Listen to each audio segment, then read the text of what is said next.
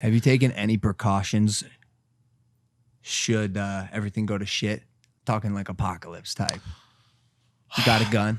You got? I'll have guns in Texas. I'll have guns in Texas. How many? 2. Okay. Where you putting them? In a safe? I'm gonna put one in the refrigerator. Cool. So I know where it is. And then I will have one. I don't know. Probably, I'll leave it on the stand right by the door. So if somebody comes in, I'll just have a note that says, "Just kill me. Just don't wake me up. Just kill me." And hopefully they'll just figure it out. No bunker? No, there's no bunker. But I tend to believe that if the apocalypse happens, it happens. It's going to be one of those things where it's like, if it all goes to shit, it's all going to go to shit. And even if you survive 5 days more than somebody else, it's like, I don't know. I don't know if I'm concerned about that.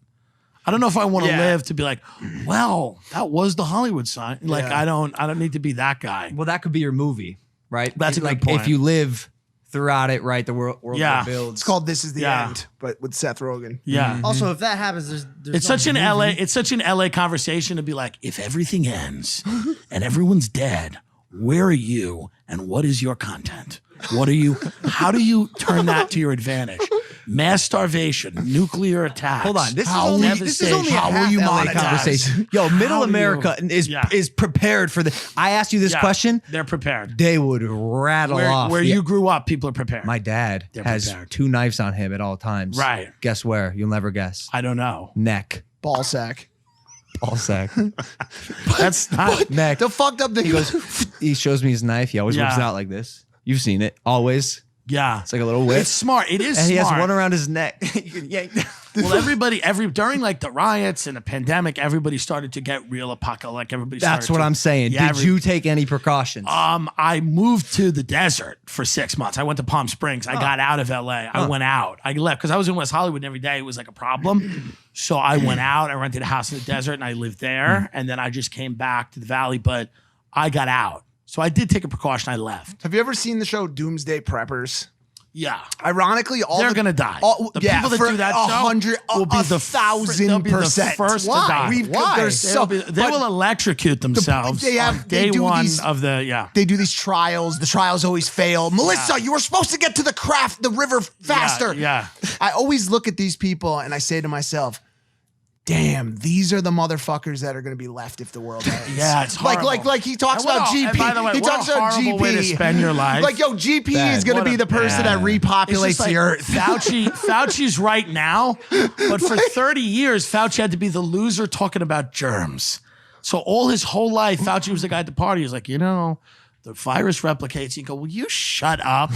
And now he's right, but who cares? Because you had to be that guy your whole life. You had to be, he looks like a virus. Like you had to be a virus for your entire life to be right at the end. I'd rather just go out. I think if everyone's going out, I'd rather go out than be the guy at the end who's like, well, look at, see. I got that water aquifer. Everyone said I was nuts. Bought extra air conditioners. I could stay cool. They're eccentric folks.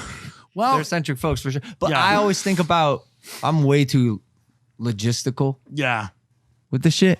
Like especially with like some of these underground bunkers, the cause of the global meltdown is always my favorite part. Right. It's always different, right? Is EMP, financial market crash, locusts, nuclear war. Right. Like because this is where my mind goes. If you have like an underground bunker, right, and you're preparing for nuclear war, and the nuke goes off, do you melt? No. Inside your bunker? No, because do you safe. melt? No, you're safe. Do you microwave yourself? Hold on. The risk from a nuclear blast is only for dying from the initial blast is only relative to the location you are to the initial blast. It's only good for, call it a couple 100 miles maybe. The problem is the radiation that falls afterwards. So if you're underground, you have some sort of purifier or bunker that's going to protect you from the radioactive issue. There's an earthquake in your underground bunker. Well, that's a different story. Mike sounds like a scientist that Trump hired. It's the same story. He's like, this is like one of Trump's experts. Dr. Fauci. Like, let's bring out Mike. But the thing is, if there's a nuclear blast and you're in an underground bunker, you actually have to be prepared for very long-term living, because the next thing that happens is what's called not only that, but it's called a nuclear winter. And so what happens is the nuclear particles actually block out the sun completely. Their photosynthesis stops happening, and a lot of weird shit happens after nuclear blasts. Yeah. A ton of stuff. Yeah, it almost seems like we should just, if it happens, it happens. Bro, but Just as a society, we were going into a depressive state and rioting and looting based on the fact that we had to sit inside and watch Netflix for 6 months because we weren't allowed to go in contact. Imagine if there's an actual issue. Yeah, real fucking issue. Like, I think if there's a nuclear winter, I think it's going to be a problem. Yeah. I mean, we couldn't handle Chili's being closed. I don't think a nuclear winter is going to work. Great restaurant. What do you think? I love it.